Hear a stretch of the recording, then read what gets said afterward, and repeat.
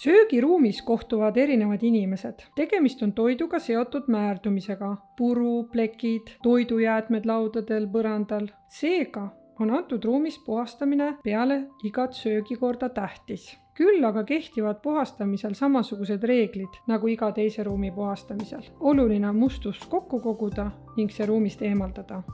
Kõige paremini aitab seda põhimõtet ellu viia piisav kogus puhtaid, sobilikult niisutatud mikrokiust lappe ning lappi voltimine.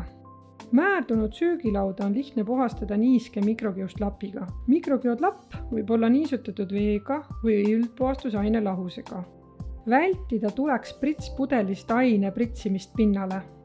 Kuiva, kuid ka vedelat mustust põrandalt on lihtne eemaldada poolpika varrega põranda kuivataja pühkijaga ning kühvliga. Söögiruumi puhul on oluline märgata ning puhastada puutepindasid. Puutepinnad on sellised pinnad, mida inimesed ruumis puudutavad, näiteks tooli seljatugi, tooli põhi, mida katsuvad inimesed, kui tõstavad tooli edasi. Söögiruumis puudutavad samasid pindasid paljud erinevad inimesed. Seega, infektsioonide edasikandumise võimalus selles ruumis on suurem võrreldes eluruumiga. Puutepindasid on lihtne puhastada niiske mikrokiust lapiga. Puhastamisel ei piisa lapiga silitamisest, vaid on vajalik piisavalt jõuline pühkimine, et mustus kätte saada.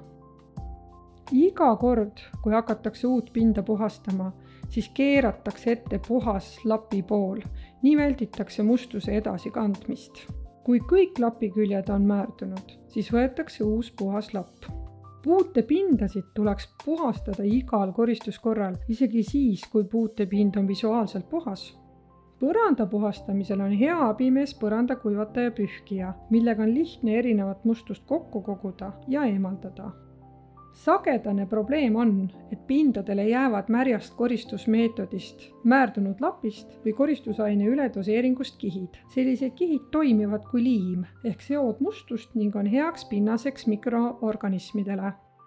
Kihi olemasolu saab kontrollida, kui pinda vaadatakse vastu valgust ja proovitakse sinna sõrme või jalaga joonistada. Kui pinnale on võimalik joonistada, siis on tegemist kihiga, mis tuleks eemaldada ning analüüsida puhastusprotsessi, miks on kiht tekkinud.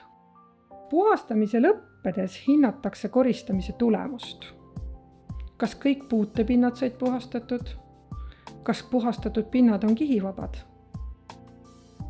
Vaid puhta tarvikuga on võimalik puhtust luua.